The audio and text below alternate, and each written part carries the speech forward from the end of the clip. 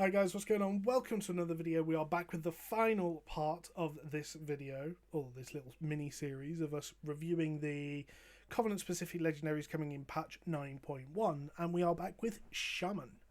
So, Kyrian, Raging Vesper Vortex. When all charges of Vesper Totem are consumed, Vesper Totem will radiate one final 15-yard burst of arcane damage and healing. Now, I wonder if this...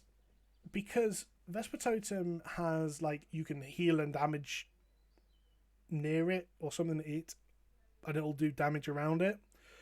I wonder if you have to do both healing and damage for this to proc. If so, it's horrible. I played Vesper Totem, got rid of it because I didn't like it.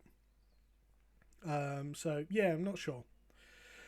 Seeds of Rampant Growth. Each pulse of Fey Transfusion's damage effect reduces the cooldown of Feral Spirit, Healing Tide Totem, or Fire Elemental. Doesn't it tick like 6 times or something? I'm pretty sure it ticks every half a second for 3 seconds. And yeah, so like 6 times 6 would be 36, 6 times 7 would be 42. 42 seconds off a 2-minute cooldown is pretty crazy. Some reason Fire Elementals, 36 seconds off a 2.5-minute cooldown takes down to less than 2 minutes. And that's a 2-minute cooldown, so you can pretty much use it every time after Fire Elemental to gain 1, the buff, 2. So that could work for Ellie. But Ellie's already have legendaries that are like almost mandatory to use. I can't see them using this as well. Each additional, I believe that's supposed to be Lightning Bolt generated by Primordial Wave increases your haste by 5% for 10 seconds. Riptide. So each additional Riptide I can see a lot of benefit out of, but Lightning Bolt not necessarily, because maybe Lava Burst, maybe that could be good. Increased Lava Burst. Yeah, no, not for me. I don't think this is very strong. I really want 2 legendaries just to try this combo. So Elemental Conduit. Each friendly target healed by Chain Harvest automatically has Riptide applied to them.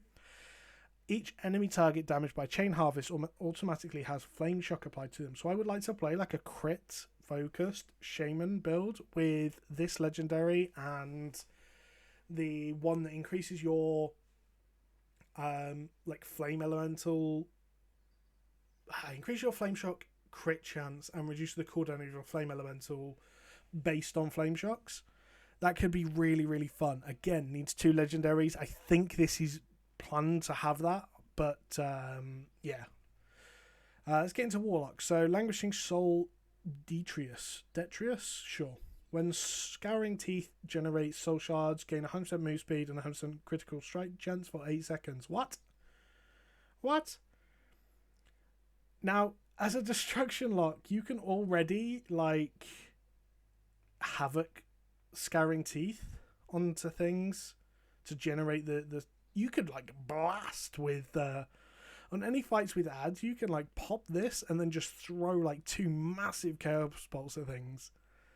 It's pretty interesting. They turn it into like a very strong cooldown, but I mean, is it worth giving up a legendary slot for? I don't think so. Necrolord Shard of Annihilation. Decimating Bolt increases the critical strike chance and critical strike damage of Demon Bolt, Incinerate, Shadow Bolt. I think if that was Chaos Bolt, this would be interesting, but because it's Incinerate, I don't think it will be used at all. Each target affected by Soul Rot increases your haste and critical strike chance by 50% for until cancelled. I'm pretty sure that's wrong. Yeah, for 8 seconds makes sense. So this can affect what, up to 3 targets, so 4 targets. So it's your target and 3 others. So 20% haste and crit chance at 8 seconds. That's pretty strong though, because you already get a lot of mastery from redirected anima. So this could be quite interesting. For like PvP and for Mythic Plus, sorry. And this is interesting. Contained Perpetual Explosion. Impending Catastrophe's final explosion damage is increased by 50% plus 10% for each enemy hit on the way to its final target. So if you cast this at like the back target, you can hit a lot of targets and this could explode for a lot of damage and then put all the curses on things. I don't know, maybe this will be interesting. I really want this to be good because I like the idea of applying the curses to things kind of automatically. So yeah, maybe this could be good. I hope it'll be good. So Warrior Kyrian is still unknown. Glory. Conqueror's Banner affects one additional ally, and every 10 for Prot or 20 for Fury and Arms rage you spend while active increases duration. Doesn't it give you... Yeah, it does give you a lot of rage as well. So, I don't know, like... You can get quite a long duration on this. It's going to give you 400 mastery and things for that time. Again, I think it's going to be better if you're using it as a support rather than anything else, rather than using it as your sole like damage legendary. As Prot, you use a lot of rage. I think this could be better for Prot than it would be for Fury Arms, just because of the numbers, maybe for raids. Because in Mythic Plus, God, you need the other legendaries to survive, I think. Ancient Aftershocks duration is increased by 3 seconds, and enemies hit take X nature damage over 6 seconds, stacking 6 times. So if they stay in the right place, they're going to take a lot of damage. If they move, which every tank's going to move them because he sees stuff on the floor and gets scared, unfortunately, is going to do very little, which isn't nice. And Sinful Surge. Condemn extends the duration of Last Stand by 3 seconds, Colossal Smash by 1.5 seconds, and Recklessness by 2 seconds. Condemn's used quite a lot. This gives for some like crazy burst as Arms and Fury actually, at like the start and ends of fights when you can condemn basically. But outside of that, yeah, I mean for Fury, Signet is just so strong that I don't think this would beat it out. Maybe though, having like a longer Recklessness might win out over having like an Avatar or Bladestorm proc. But yeah, it certainly does a lot of damage and would do a lot of damage. I think the Colossus Smash one's interesting because you can cleave the condemn with sweeping strikes, I believe.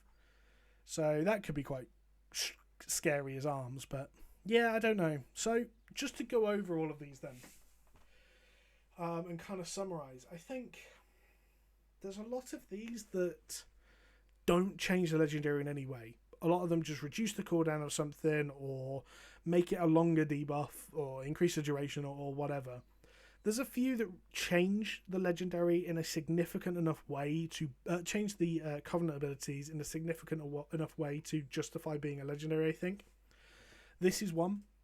So Paladin Radiant Embers for the Ashen Hollow. I think that it changes the effect of the legendary, of the Covenant ability enough to warrant being a legendary. Divine Resonance, as much as I think it's going to be overpowered, it changes the sole purpose of the Covenant ability, which this sole purpose is just to hit 5 random targets with damage.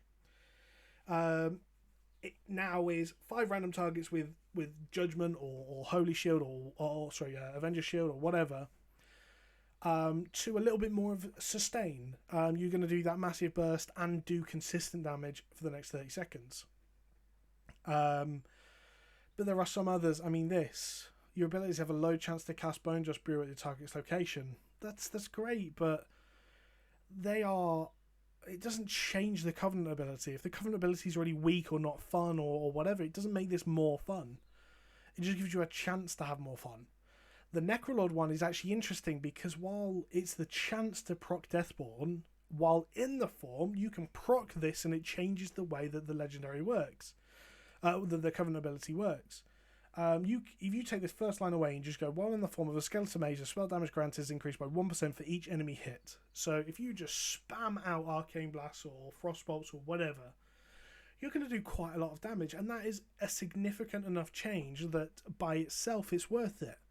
You then add this and it becomes quite an interesting and complex legendary. Ultimately, you look at, I don't know, the Fallen Order one. It's a bit of a cooldown reduction and you get one more Adept. Now, that might be powerful, but is it worth being a legendary? I don't think it is. I don't think this is. Do I want a legendary that gives me 5% of another stat? Is that what we've come to? No. I don't really want that. So there's some of these that I think are good, and I think there are some of these that are very bad. So guys, I haven't said it yet, but I really want to hear if there's any of these legendaries you guys are looking forward to, what your opinions are of them, and all that good stuff in the comments below. Thank you guys for watching, and I will catch you in the next video. Goodbye, guys.